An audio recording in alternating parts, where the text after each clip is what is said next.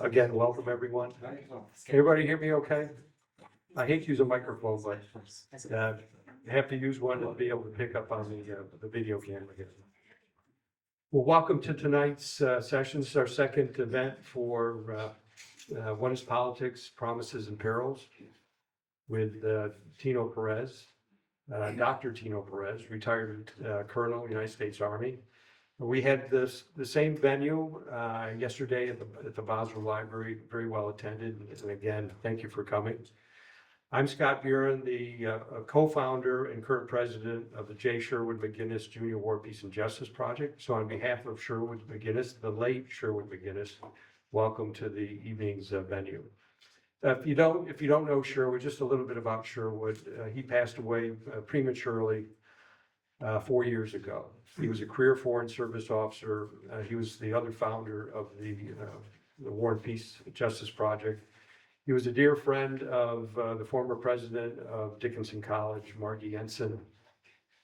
And Sherwood was also professor at the War College and the National Security Strategy Department, also an adjunct professor in the Russian Department at Dickinson. So he was a dear friend, colleague, and neighbor. So we named the War, Peace, and Justice Project after him, and rightly so. He's deeply missed. He's with us today. He's always with us. And it was his intellect, his passion for peace and justice continues with the project. I have to thank our host here, one of our partners. We have several partners. The Cumberland County Historical Society has graced us always with this wonderful room. And just very quickly, since we're in here, if you noticed on the walls is a display, that is our display. It's the U.S. Constitution. Illustrations were done by artist illustrator Sam Fink. And there were 1,500 sets. We're fortunate to have one of them. We framed them. It's not complete yet, so please come back in a couple of weeks because there'll be a looped video with the president and CEO of the National Constitution Center. We'll be greeting everyone on video, and there'll be other quotes from various historical figures throughout the nation's history. But this is done in celebration, obviously, of the nation's 250th birthday, along with 3 other exhibits here. So please come back. There's 3 other exhibits in addition to this one here in the Historical Society. This one will be up all year, and hopefully, again, kind of renew your understanding, so to speak, with the U.S. Constitution, which is always good to remind ourselves of what's in that document. Wonderful document, living document. In the back, when you came in, there are laminated posters. These are events that have been conducted in the past. Many of them were videotaped, as will be tonight. So you can go to our website, warpeacejustice.org, and view those previous videos. This is our 48th event. Most of the events are done twice, and sometimes even more, to maximize participation from the community. We recently installed the Ukrainian art exhibit, Our Fire is Stronger Than Your Bombs. We installed that last week in the International Peace Museum in Dayton, Ohio. And that will be in collaboration with the University of Dayton and the Marion Library. So if you're ever traveling through Dayton on Route 70, please stop, visit the museum there, partake in that exhibit. That will be up until the end of August. And also Jennifer Blythe, who's a professor at Dickinson College, played the music for the film Return Home, which is about Ukrainian refugees who were accepted by Ireland.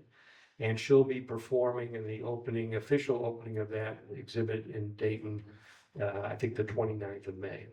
So again, if you're there, stop by, and then you can visit the Air Force National Air Force Museum at Wright-Patterson Air Force Base, and treat yourself to one of the finest museums, military museums I've ever been to. So this is a continuous dialogue that we're having with the community in regard to war, peace, and justice. And we took a little detour this year because of the nature of the nation's celebration, the 250th birthday. And the detour is we kind of put war to the side of a little bit, even though this country is involved in the war in the Middle East. Well, we wanted to take a look at issues that were related or grew out of the Constitution. And certainly politics is part of that discussion. And so we started out this, what I call the We the People, an American experience through the lens of the U.S. Constitution. We started our first event. It was a film and discussion series that began in January of this year. And that was at Messiah University and Shippensburg University. And it was the showing of the film of Civil Wrongs and Rights, the Fred Korematsu story. Without going into any great detail, it was about the Japanese American incarceration during World War II after the bombing of Pearl Harbor. So Fred Korematsu very quickly was one of 120,000 Japanese Americans who were incarcerated in camps throughout the United States, mainly in California, Arizona, as far east as Arkansas. And he decided he was going to escape because they were put in a horse stall in a racetrack, abandoned racetrack in Southern California. He was apprehended by the military police several months later, convicted as a felon, but he was approached by the ACLU and they asked him if he wanted to be a test case to the Supreme Court. He said yes. His conviction was appealed. He lost that appeal in 1944 to the U.S. Supreme Court. It was retried in a federal court in 1983. He won.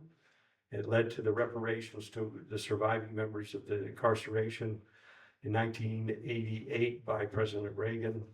And we were fortunate to bring the film to the two universities along with one of the attorneys, Lorraine Benai, who represented Fred Korematsu in 1983 in that federal case, and a surviving member of a camp. And so we hope to bring that to Carlisle because we decided for some reason to bring it to Shippensburg and Messiah, but it needs to be shown here. That's just one example of the constitutional film and discussion series that will happen this year. This is part of it without a film, but it's a presentation by Tino Perez. And one last thing I do want to broadcast is in July, the 3rd of July, we'll have George Washington here with Patrick Henry. George Washington has been here several times now. And General Jim Dubik, our chair, will be moderating that discussion. And the title of that will be the U.S. Constitution, Virtue, and the Pursuit of the Common Good. And it will be followed by, there will be two events that day on the 3rd of July, which is a Friday, a morning event and an evening event, followed by a colonial block party. And it will be family friendly, so you'll see more information on that. I've talked way too much, but I want to welcome you again. And without any further ado, I'm going to introduce Tino as soon as I find my notes, so sorry about that. I consider, I've known Tino for several years, and some of you know Tino, whether you're a student, a colleague, or a friend. And again, we're very fortunate to have Tino with us here tonight. His bio is long, and I have to cheat because it's quite extensive. He goes by Celestino, but Tino to me, he's a friend and a colleague. He's the chair of the Executive and Strategic Leadership at the U.S. Army War College. He also serves as an adjunct associate professor at Columbia University School of International and Public Affairs. His research interests include leader development, political judgment, strategy, military ethics, and the relationship between the American military and democracy. He is especially interested in bridging the gap between political science and the real-world challenges that political and military leaders confront. Very relevant for today's discussion. Tino holds a Bachelor of Science degree in American Politics from West Point, 1992, and a Master's of Arts in 2002, and a Ph.D. in 2008 in Political Science, Political Theory, specifically from Indiana University at Bloomington, and he is a distinguished graduate of the U.S. Army War College with a Master's in Strategic Studies. And October 31st, 2021, lost to the U.S. Army. Tino retired as a colonel after 30 years of dedicated and selfless service in the U.S. Army. So without any further ado, Tino, the floor is yours.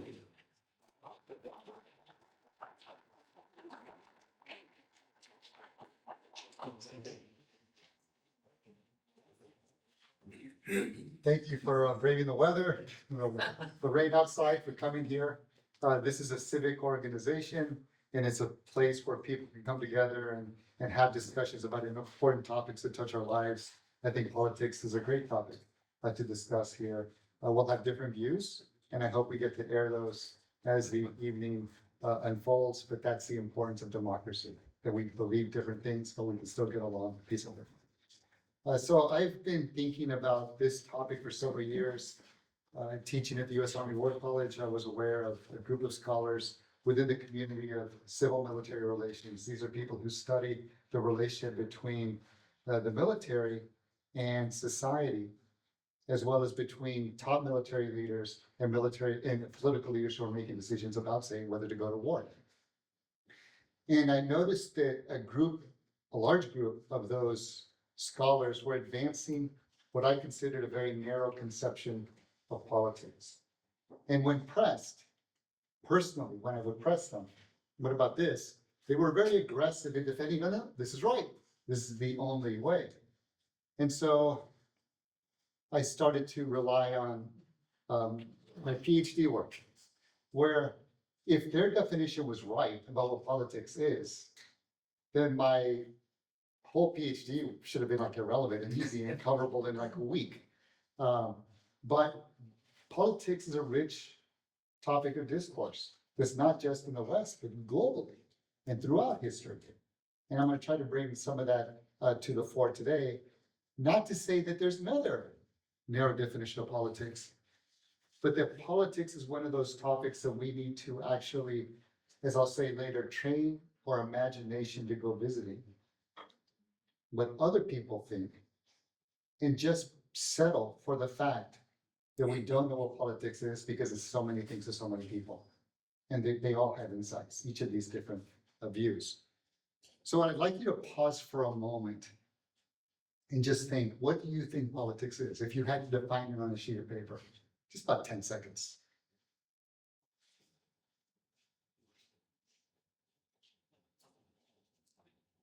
And then perhaps we'll do this at the end of the talk, the prepared remarks. I'll ask you, did you change your mind, or do you now consider something that you didn't before? And I hope you do. So, all right, so here's one of the views that I was concerned about. These are two prominent civil military relations scholars. Thank you very much. Thanks, Tom. And Mara Carlin is another civil scholar, but she was also in the Biden administration as a high-level defense official, Department of Defense official. And they wrote in a paper, look, politics is the process we use to choose between competing trade-offs that can advance our values and our interests for both. And what I want you to seize on is this idea that politics is a process. Alice Humphrey, another prominent scholar, the one who visited the Army War College to give a presentation, says, this is my emphasis here, by the way, politics merely describes the process of making the choices necessary to govern and who controls the process. So a process-oriented view of what politics is, they have good backing because most civics textbooks, college textbooks, and even grad school textbooks for future political scientists include the following two definitions. David Easton, politics as the authoritative allocation of values in society, which means the process we use to allocate these values. And then Harold Laswell, politics as who gets what, when, and how via processes. Okay, so these are all process-oriented. What they have in common is the idea that they're focusing on governance, on what happens in Harrisburg, or what happens in Washington, D.C., or what happens in the borough within the governmental offices. But they're not talking about what goes on outside of it. They also believe that you can be political and not be partisan. And the reason they were advocating for this distinction is because these civil military relations scholars, for good reason, thought that military service members from the high level to lower levels were kind of misbehaving when they approached politics. For example, they would insert themselves in uniform in a political campaign, or they would give sort of bad advice to a president or a secretary of defense. We don't have to go into the detail of it. But they thought, well, if service members consider themselves to be political, maybe they'll become more politically literate, but they're not going to be partisan. And I thought, well, that's pretty risky. And I'll try to describe why. So, do you remember watching Schoolhouse Rock? I'm only a bill on Capitol Hill. And well, this is the process-oriented view of politics. It's important. We need to know how our politics works. But this isn't the extent of politics. Our aim tonight is then to explore a broader view. So, if we're going to explore a broader view of politics, which we'll get into shortly, I also want to give a broader view of partisanship. And Nancy Rosenblum helps us here by saying parties are not the only carriers of partisanship. And this is significant because when people who study American politics say partisanship, or Civ Mill scholars say partisanship, and you look at their work, they're strictly referring to Democrat and Republican, the formal political parties. They don't have a wider view. But Nancy Rosenblum says partisans of a cause form caucuses, alliances, associations, and movements, to say nothing of subversive groups bent on revolutions, coups, and civil wars. In your workplace, there are partisans for a cause. In schools, especially school boards, there are partisans for a cause. Within the Republican and Democratic parties, there are partisans for a cause because there's disagreement within them. And so what we're really looking at for partisanship is the attempt to advance an agenda in any of these places or more. So my teacher at Indiana University, who chaired my dissertation, Jeffrey Isaac, has become, over the past several years, really involved in a political agenda in politics. So apart from what he does in the classroom, which is a separate role, on his own time, he is in the public square pushing a certain view. Well, here he says, being seriously political, his words, entails, his words again, naming the ongoing danger, demonizing the villains, and exercising their political authority to take concrete steps to fight the opponents of democracy. The persons he's trying to combat are a threat, in his view, to democracy, and he's saying being seriously political means going against them, which is partisanship. Jeffrey Isaac has been teaching political science for decades. He was the chair of one of the most important journals of political science, Perspectives on Politics. He knows what politics is. So when he combines partisanship and folds it into politics, he knows what he's talking about. He's on good standing. Not that he's right for all cases.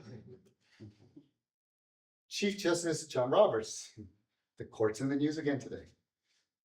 He says, we, the Supreme Court, don't go about our work in a political manner,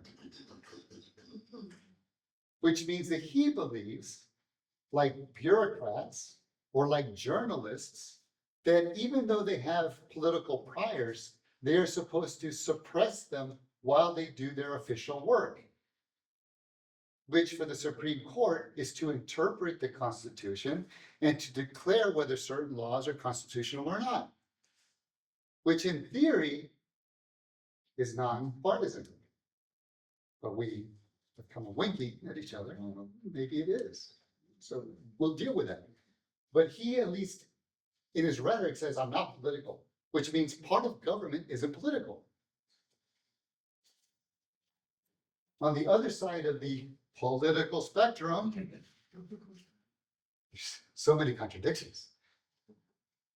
Sonia Sotomayor, Associate Justice, she wrote in a dissenting opinion a few years ago the following: will this institution, the Supreme Court, survive the stench that this Supreme Court decision creates in the public perception? That the Constitution and its reading are just political acts. That is, when we give our decisions as a court, we're just doing politics. We're doing exactly what legislators and the president, elected politicians, are doing.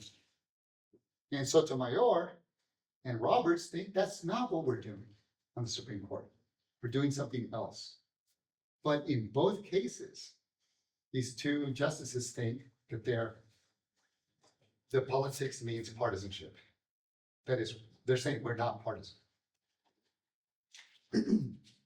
Robert Jervis, a famous scholar of international relations, was talking about his intellectual biography and how he became involved in politics. And when he wrote, he said, politics entailed protests, ideology, infighting, partisanship.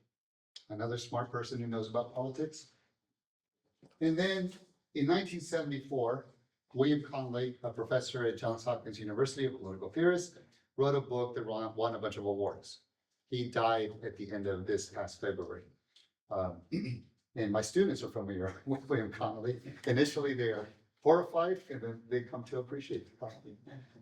They can talk to you about that afterwards.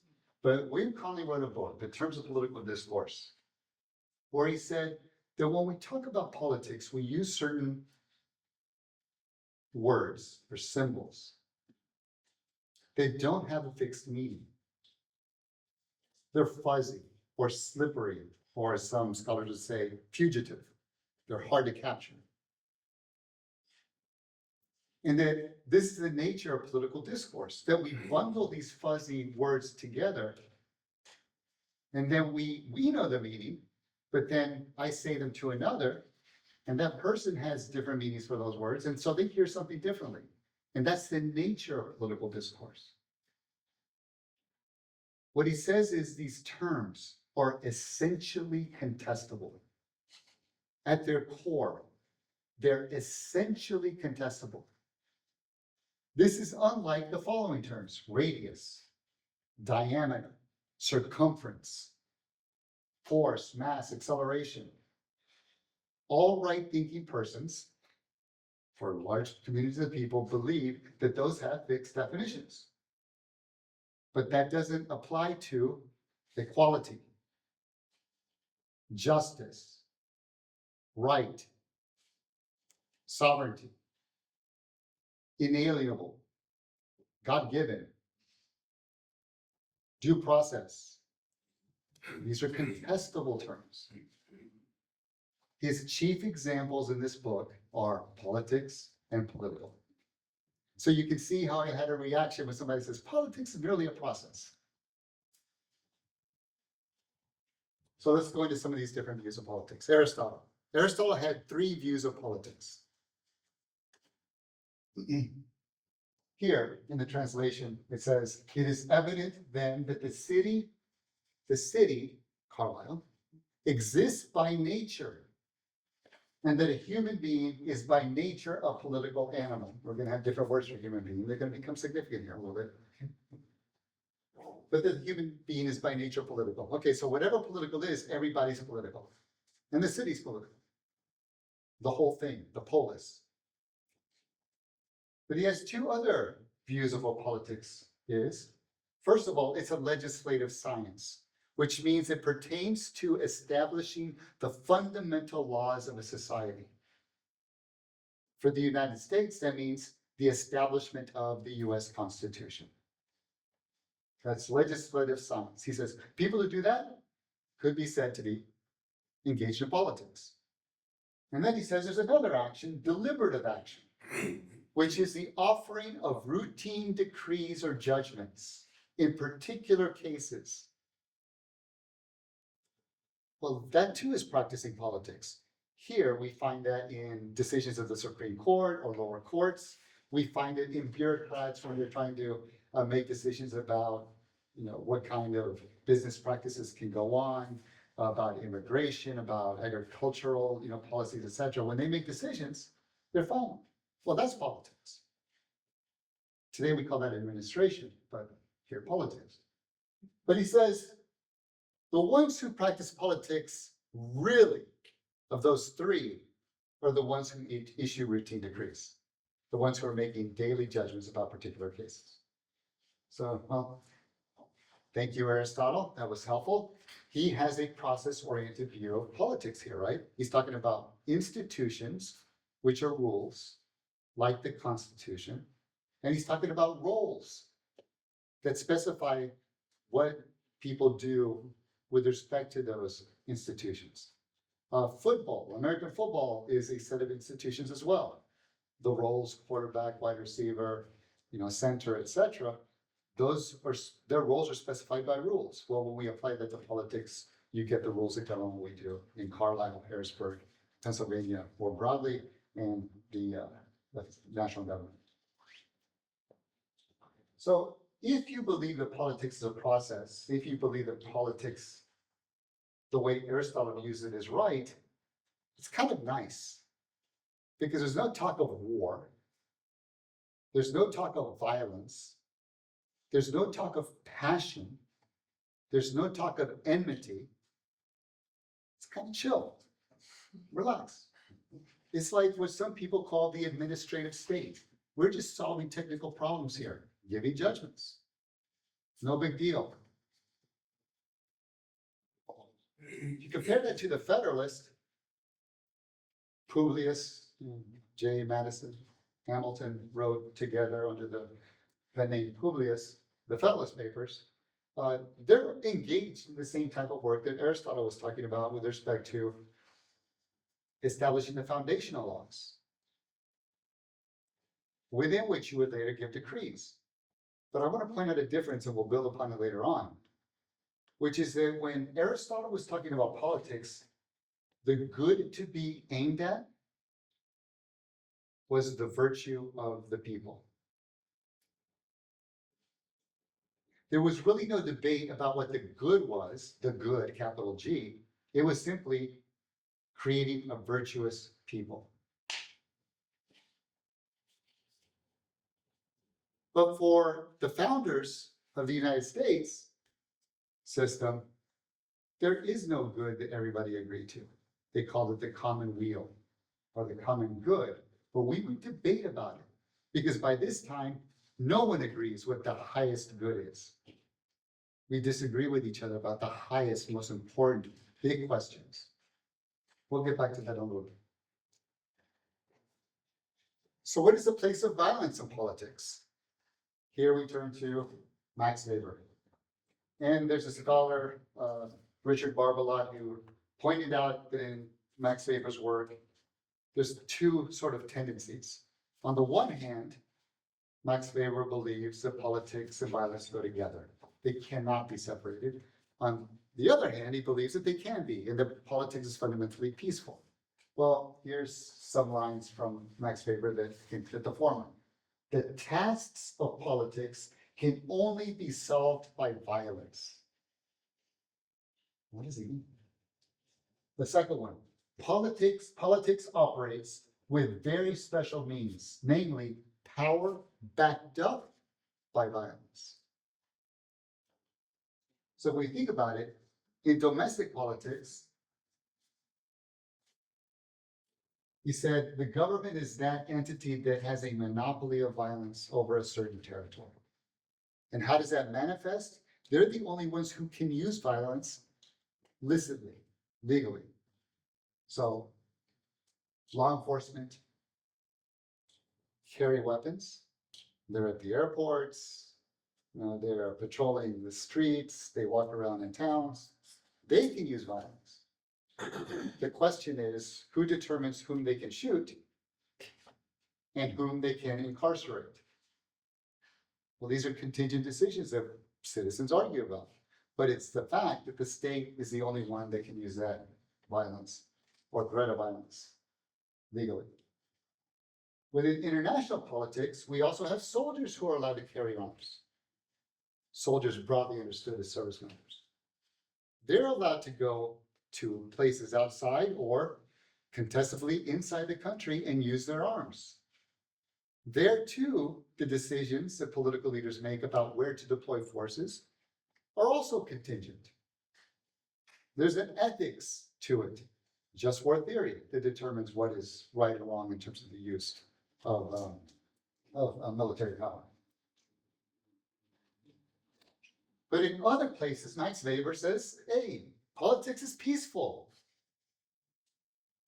The essence of politics is struggle, the recruitment of allies, and of a voluntary following. If any of you know people who, send letters out during election time, hey, get out the vote or vote for this party, or they speak at the town square and rally for one side or another, they're trying to practice politics in this sense. They're trying to gather people to their side. And it's peaceful.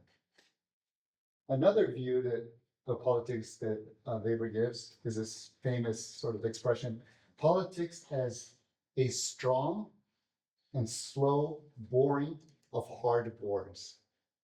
A slow and hard boring of hard boards. It takes forever. It takes a lot of energy. You're wondering if you're ever going to get anywhere. Well, this is the essence of politics, and understood as alliance building. Peaceful. Now, there's fuzzy distinctions, as I just said, in Max Weber. Is politics part of violence part of politics, or not?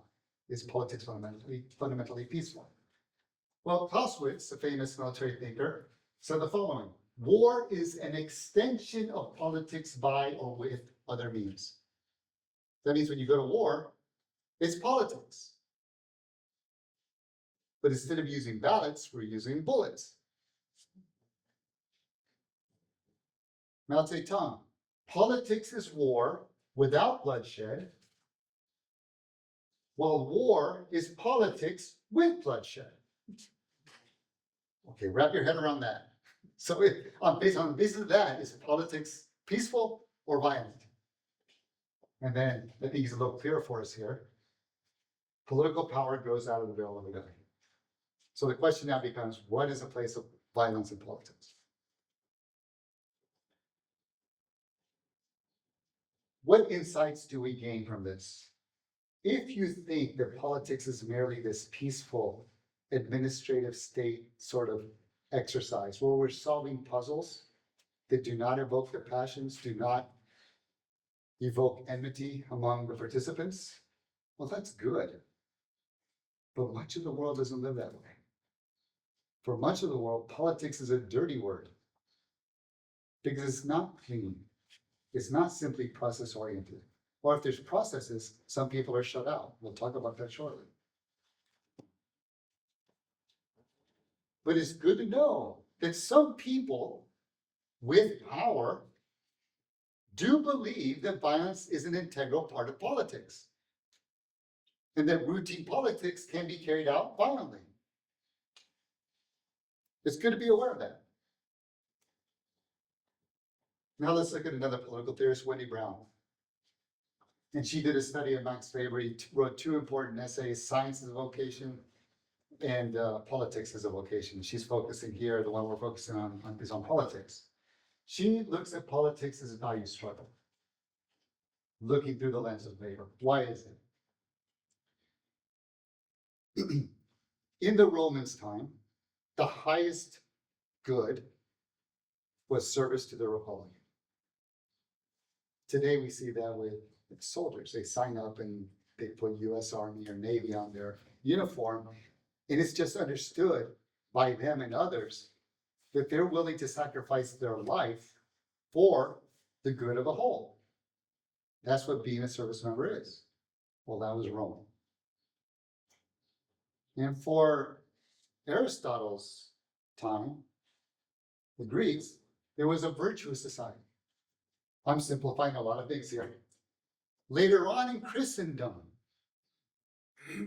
a time during which the Pope and the Emperor, the political leader and the religious leader, worked together, often like a bickering couple, but they worked together for the same aim of bringing the subjects to salvation.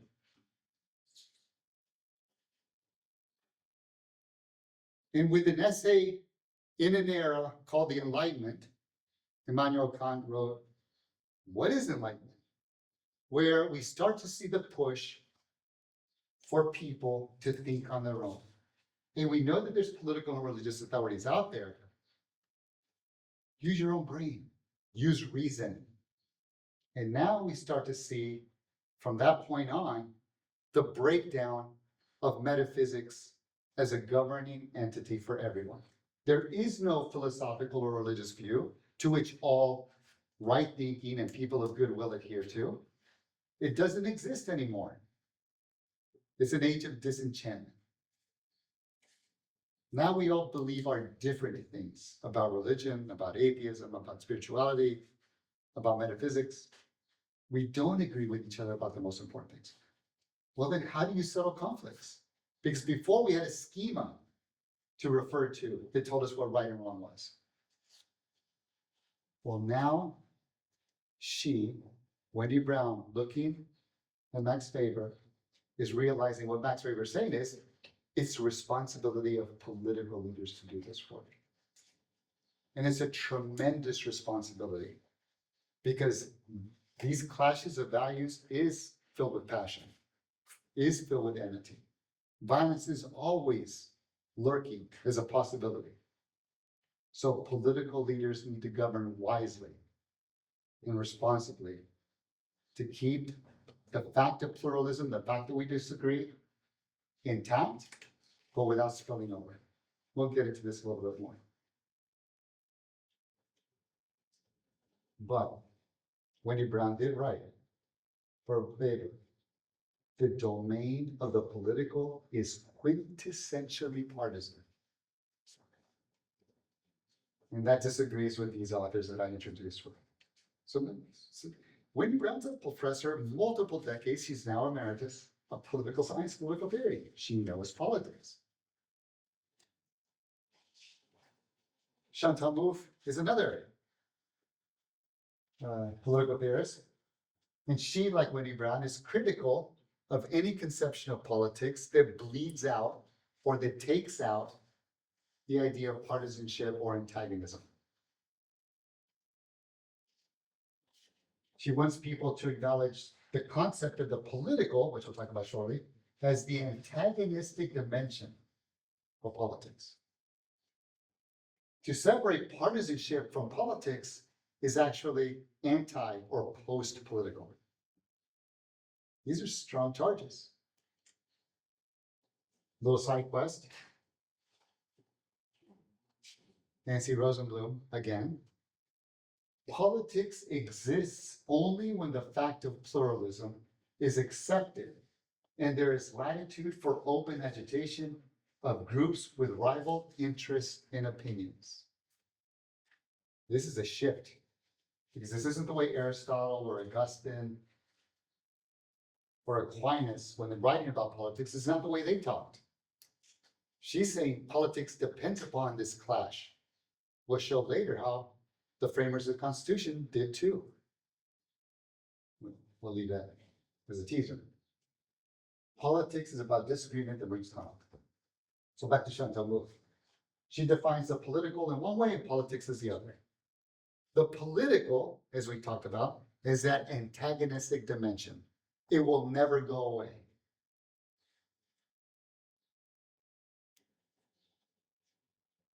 Politics is how the conflict is settled.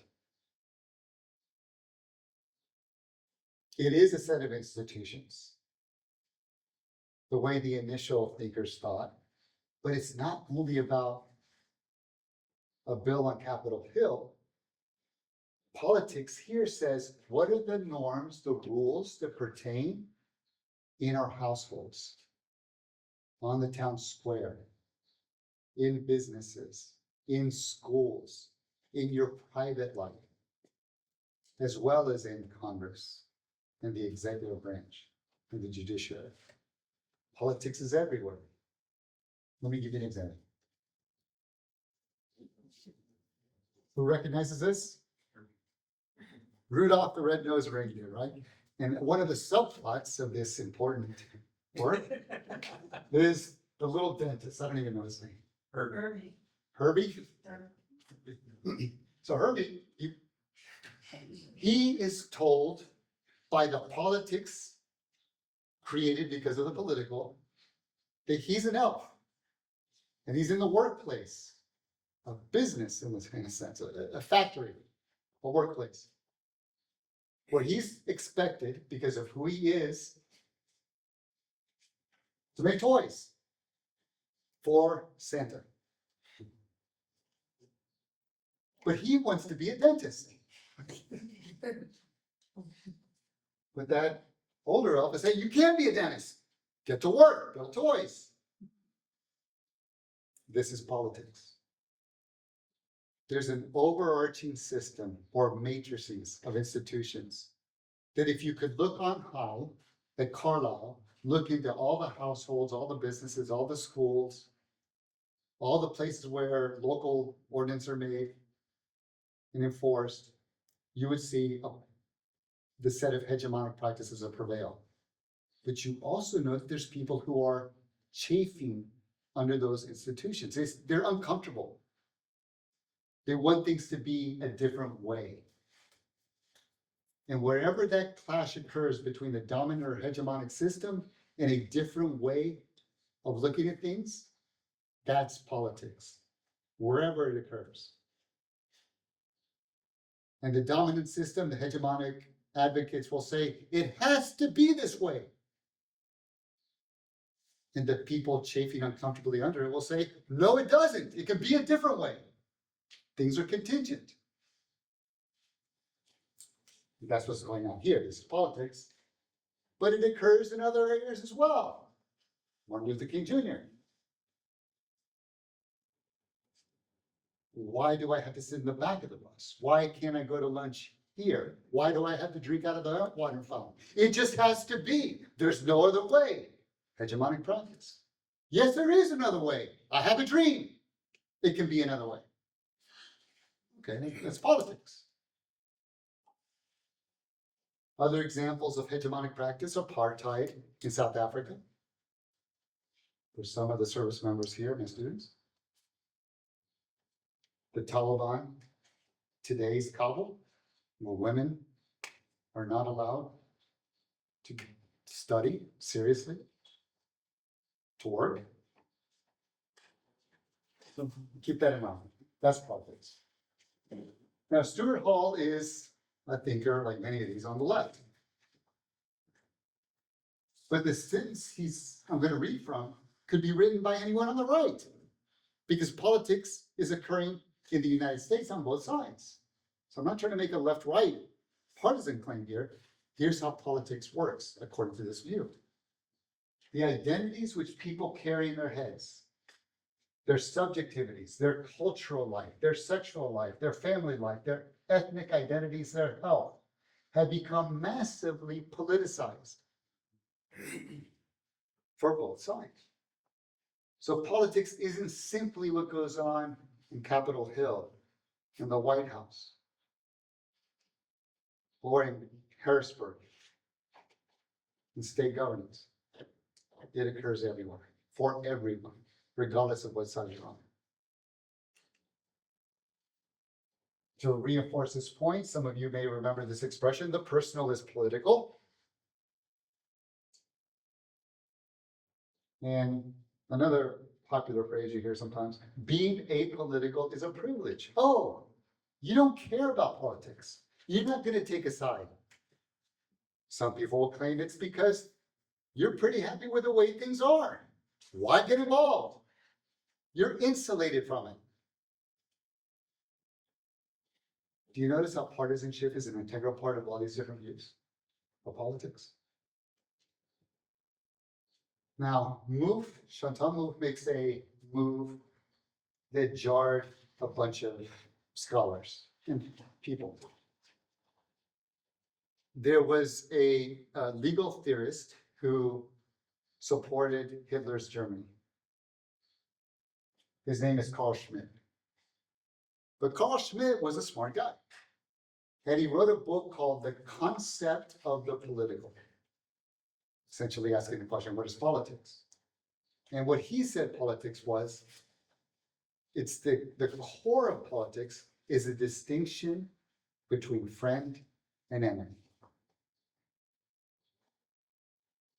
And at the heart of that was antagonism between the friend and enemy, where it escalates to the point where friends believe that enemies are better off dead than alive. And if they can be killed, they can be incarcerated. And if they can't be incarcerated, they can be kicked out. This is antagonism. And what Mouffe was trying to do is say, hey, like Schmidt's right. The friend-enemy distinction is at the core of politics, but it doesn't have to be settled through antagonism. What she tries to do in her work is switch antagonism to what she calls agonism. How can I acknowledge the fact that my political enemies and I fundamentally disagree and we're never going to agree, but I can still respect them? And I hope they respect me. And somehow we come to an accommodation where neither of us is dead or incarcerated or deported, exiled, where we can live together while acknowledging that our differences can never be settled. How do we do that? She thought there were ways. I think our framers thought there were ways too. Now let's go to Socrates, or as some people say, Socrates. Good, thank you. Socrates, and I'm going to look at Agnes Callard, a philosopher, and her view of Socrates. I think her view is fairly straightforward. I don't think there's anything weird or combustible about it.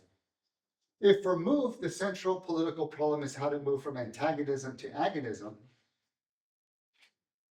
for Socrates, it's how to create a truth-based politics.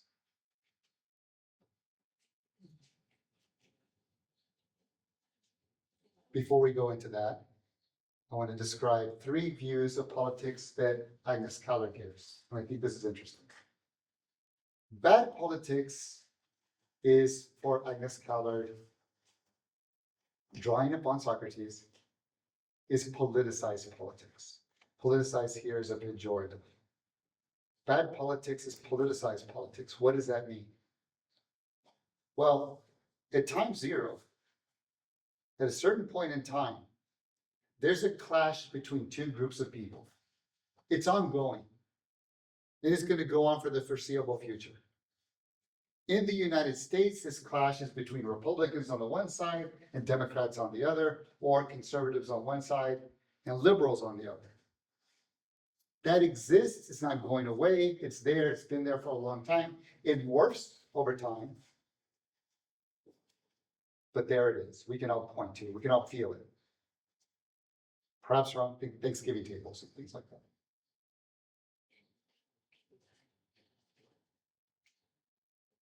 What happens in politicized politics is we take an issue that could be studied, analyzed.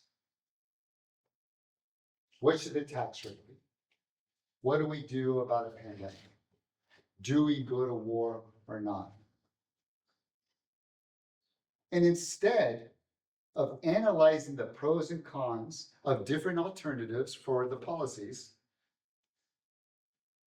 we thrust it up into the battlefield. And now it becomes a weapon for both sides to hit the other side on the head with it. So the hope of ever getting to a good answer with respect to this issue goes away, and now it becomes a political football, political weapon. Politicized politics. In contrast,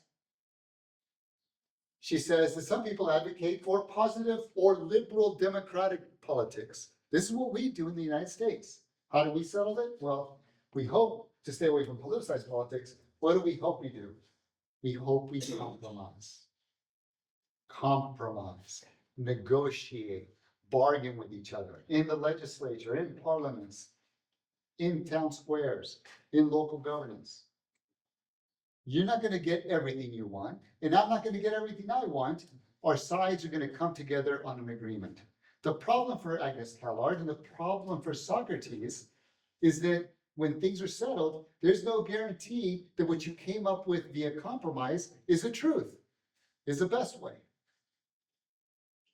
So Agnes Callard and Socrates don't like that. So what do? Well, they opt for truth-based politics. Now, I'll describe that in a moment.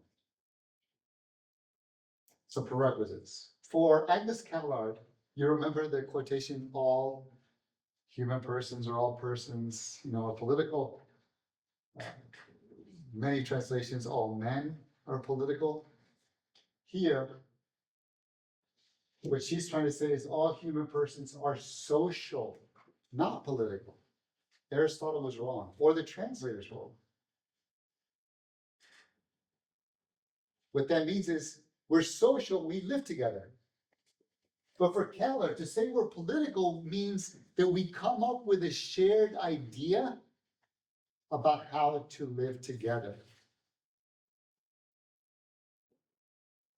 Here, politics is an achievement that we create. It's not something that comes naturally. We'll come back to that in a little bit. So how do you get to truth with Agnes Callard and Socrates? There's this Greek word elenchus. And this term means, if you've heard the expression Socratic dialogue, this is what it is. If you've ever read Socrates, it's essentially the following. Well, the question on the table is, what is justice? Well, I have a view of what justice is. Oh yeah? Okay, tell me what it is. And then what Socrates would do is, with every 2 or 3 sentences that the advocate of a certain view of justice would posit, Socrates would just tear him down. Well, what about this? Have you thought of this? Well, I mean, if that's true, then this is true. No, that's not what I meant. Then what did you mean? Now, this is a pain in the butt to the person receiving the elenchus. But Socrates thinks that it's actually like the highest gift you can give somebody. You're trying to figure out what the truth is through reason. What is justice? Should we go to war?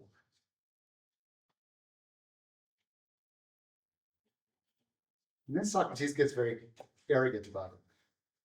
He says, yeah, there's political leaders and they're saying these things, but I'm the only one who practices the true politics. Doing this question. Why? Because I practice the elenchus. I'm trying to get at the truth, not simply what the political authorities say. Well, eventually, Socrates had to submit to the hegemonic practices. He was accused of corrupting the youth, and he had to drink hemlock because he refused to go exile.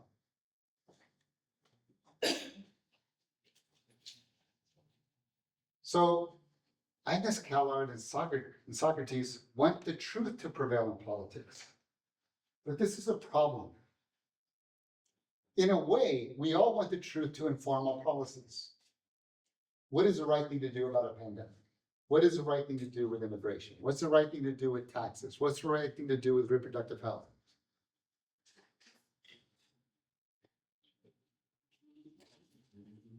These questions are hard to get at. You could base answers to those on data-informed policies, on science. And maybe if we agree with that, fine. But there's another type of truth that people proffer in politics. I believe that this group of people here should die.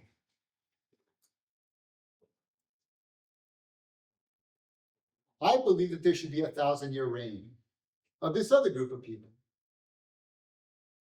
I believe that we should take all the property away from the rich, strip down all the businesses, give everything to everybody, and proceed that way.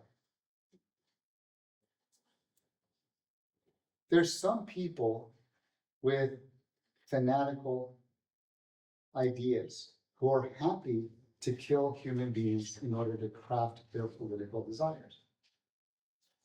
Pol Pot is an instance. The enemy are cockroaches. They deserve to die. They're not even human. One. We deserve to live. We have a right to kill them. It's the truth. So because of this problem with truth, another thinker, Hannah Arendt, says or acknowledges truth and politics are on rather bad terms. They don't get along well. For the very, very reason I just talked about. She had to flee Nazi Germany. She was a philosopher studying under Heidegger. They had a little romantic fling, even though Heidegger was married. When Heidegger is enlisted into National Socialism, he then kicks her out. What Hannah Arendt values is opinion exchange. It's not truth claims. We decide how things go, not somebody else that gives it the truth. She talks about this concept of politics or action where human persons disclose themselves by deeds, the actions that they do, and words, the things they say, when they work together with others in order to create something new. Politics occurs when that's happening. Politics for Hannah Arendt is a positive thing. It's an uplifting thing. We are working together to create something new. And the example she provides in the book on revolution is the American Revolution as an example of politics in action. Problems, yeah, of course. But that was an instance of politics because they created institutions, they created spaces where future generations would be able to continue this practice of creating something new. Central to Hannah Arendt's political theory is this idea of natality, where she takes a Christian symbol, a child has been born unto us, secularizes it, and says, this applies to every person. Every person who's born has the ability to contribute something new to the world. They should be treated as such, politically. Moreover, if you allow people to create, they're going to create things that are different from what other people are creating. And you'll have this thing called pluralism. Keep this tucked in as an idea.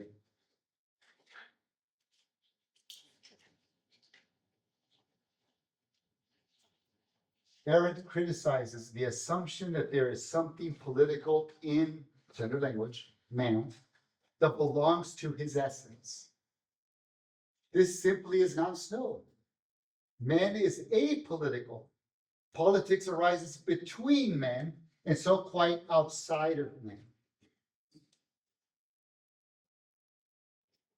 Another reinforcement of what Agnes Callard was saying, politics occurs when we get together and create something new. It's not something that simply occurs naturally. And so I was at a conference a few years ago and I saw this young teacher, Minnesota, and she was describing a class that she teaches and she happened to give a definition of politics. And of course, my ears perked up. Yes, I'm looking at this question. And she wrote the following: on the first day of advocacy for policy change, the course she was teaching, we begin the class by defining politics as, quote, how we take care of the people and communities we love, end of quote. She continues writing, grounding politics in love and care. Arendt did not think love belonged in politics, but Kathleen Cole does, and pluralism. Grounding politics in love and care for our people and communities allows the course to begin from an empowering position. Politics is not something to be done to them, but instead can be something done by them. Again, a sort of uplifting approach, a positive approach to politics, kind of unlike politics goes out of the barrel of a gun. we're gonna skip this for now. William Conley, again, who we mentioned earlier, had this idea they took from other, or modified from other theorists called raisonnement. The raisonnement, he said, was a fundamental rejection of the pluralism that exists in the world. People don't agree with you. Are you okay with that? If you're not, then resentment is what ails you, according to Conley. Could be wrong. And Hannah Arendt had another interesting idea that may come up. We're almost done. Which is that, as I said earlier, you have to train your imagination to go visiting. If we all in this room are trying to come up with something to do, or want to take action, we want to engage in politics for the sake of a cause, say freedom, which is what Hannah Arendt attributed the founders to, what they were trying to do in their politics. To understand what you all are doing, I just need to listen to your words, and I need to see how you act. I need to imagine when I'm thinking alone what each of you said when we were together. That's perspective taking. That's taking each of you seriously via natality. All people can create something new, taking that in and coping with that, working with that.